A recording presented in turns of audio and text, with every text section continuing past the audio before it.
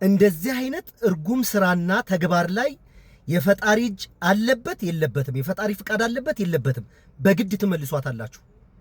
በግድ ማለት ይሄ ቻሌንጅ ይሄን መልስ መመለስ ያለባችሁ ኢትዮጵያ ውስጥ ያላችሁ ሃይማኖተኞች በሙሉ ነው መልስ መመለስ ያለባችሁ።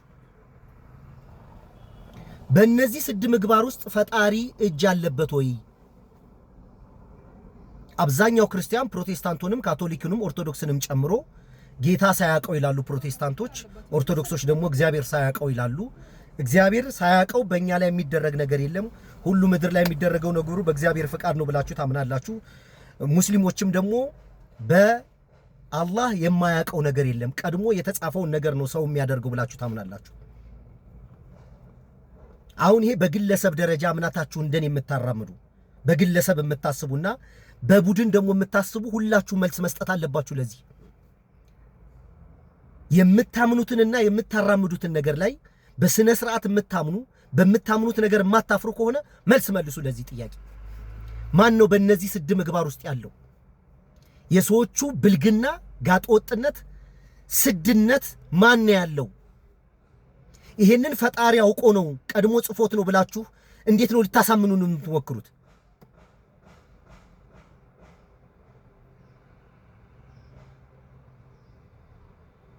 ስለዚህ እኔ ነግሬያቸዋለሁ ከዚህ በፊት የዛሬ 2 ዓመት 3 ዓመት አካባቢ ይሆናል የሴት እህቶቻችንን ጋጠወጥነትና ብልግና እርቃናቸውን የሚያደርጋቸውን ነገር ሲያሳጣቸው ነገ ከነገ ወዲያ ወንዶች ይሄን ያደርጋሉ ብዬ ነበር።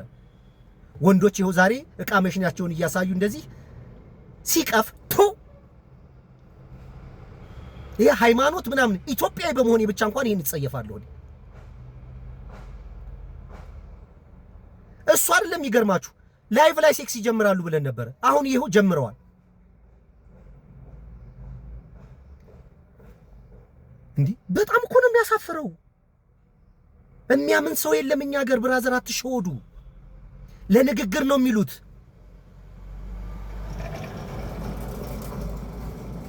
እና በጣም አደገኛ ሪፎርም ያስፈልገናል። እኛ የሰለጠነ ህግ ካለ የሰለጠነ ዜጋ ይመጣል። ከሀገራችን ባህልና ወግ ስርዓት አጣምረን እንዳንቀጥል ያንን አስጣሉን። አያቶቻችን ከውጭ እምነት ብቻ አይደለም ይዞ የመጡት የኛን ባህልና ወግ ስርዓት የሚያስጥል የዛን ሀገር ጠብና ክርክርም ባህልም ጭምር ይዘውብን መጡ። ሁሉም ሃይማኖቶች የኛ ባህል ባፍጢሙ ተደፋ። ባህላችን ለረጅም ሺህ ዓመታት ያስኬደንን ባህል ጥለን እዚህ እነሱ እጅ ላይ ወደቀን። ወይ በደንብ አልሰለጠንም ወይ በደንብ ባህላችን አልወደቅንም። የበርገር ላይ መሃል ያለ ሰላጣ ሆነን ስቃይ ውስጥ ገባን። መልስ መልሱ። አሁን ማን ነው በእነዚህ 6 ምግባር ውስጥ ያለው? ከየት ነው የመጣው? ይሄ እያንዳንዱ ሰው ኃላፊነት እንዳይወስድ ሰይጣን አሳስቶኝ ነው በቃ እግዚአብሔር ነው ያመጣብን ምን ይደረግ ቀድሞ የተጻፈ ነው ምን አማራጭ አለን? ነገሩን በጭራሽ አንድ ሰው ቢነካኝ እኔ ለህግ ነው አሳልፌ የምሰጠው። ቢሰርቀኝ ከሰዋለሁ፣ ከቻልክ እኮላከለዋለሁ። ከናንተ ዲስኩር ይልቅ ያገሬን ፖሊስ አምናለሁ። አንድ ሰው ከዘረፈኝ ከሰደበኝ ማይተገቢ ያልሆነ ነገር ካደረገብኝ ለህግ ነው የምከሰው። ወደ ፈጣሪ አይደለም የምጮኸው። የሰው ዓለምና የፈጣሪ ዓለም አይገናኝም። የማይገናኝ ነገር እየደበላለቃችሁ ሰውን ኮንፊውዝ አደረጋችሁት። ለእንደዚህ አይነት ምግባር ተላልፈን ተሰጠን።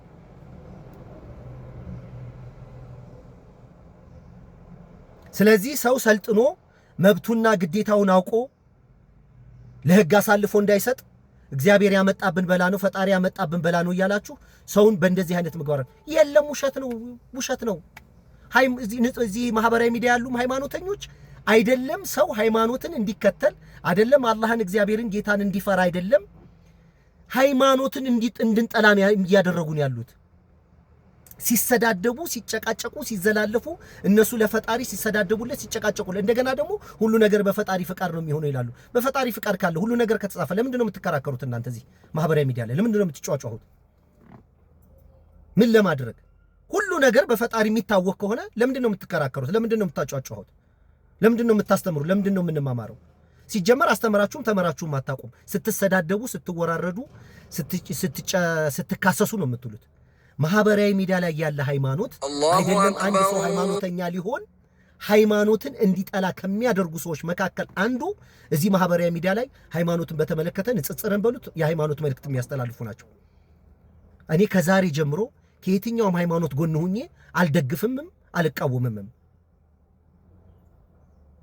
የትኛውም የተሳሳተ መልእክት የሚያስተላልፍ ከየትኛውም ሃይማኖት ይምጣ በስነ ስርዓት እታገላለሁ፣ ቻሌንጅ አደርጋቸዋለሁ። የማንም ነገር ቢሆን ማለት ነው። በእውነትና ዲሲፕሊን በተሞላበት መንገድ ከሰዎች ጋር መወያየት መብት ነው፣ አያገባኝም።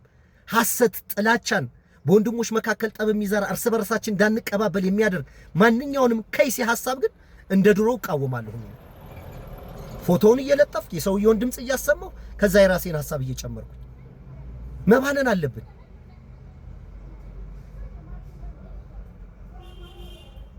እንዴ ድሮ እኮ ሃይማኖት እኮ ሰውን ሰብስቦ አቅፎ ጠባቂ ነበረኩ።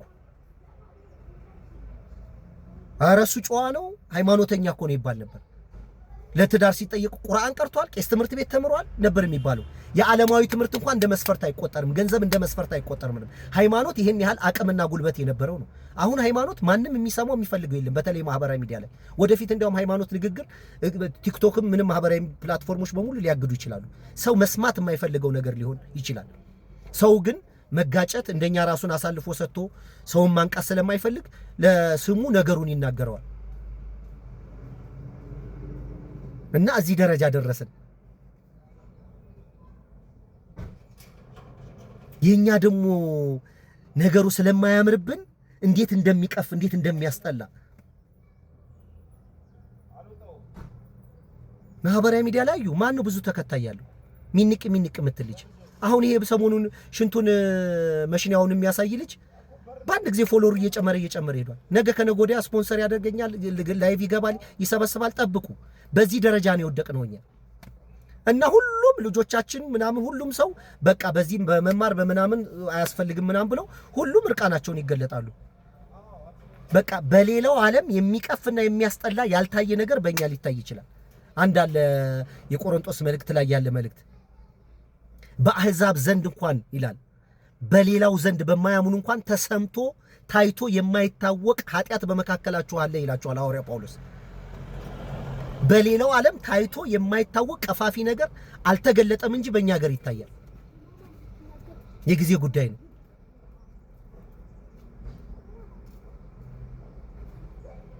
እንደኔ አይነት ደግሞ ሊትራል ሆነው ሰውን ለማንቃት የሚሰሩ ሰዎች ደግሞ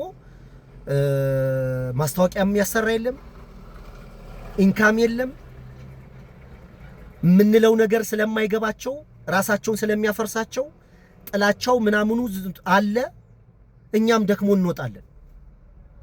ከዛ ተግማምታቸው ትቀራላችሁ። እኔንና እንደኔ አይነት ጨክነው ለእንደዚህ አይነት ለትውልድ የሚያነቃ ለህዝብ የሚሆን ነገር የሚያወጡ ሰዎችን ከፍላችሁ ነበር መስማት የለባችሁ። እንኳን ተማር በማያገባት ጋር ምናምን ያላችሁ ኮሜንት ምጽፉ ቀፋፊዎች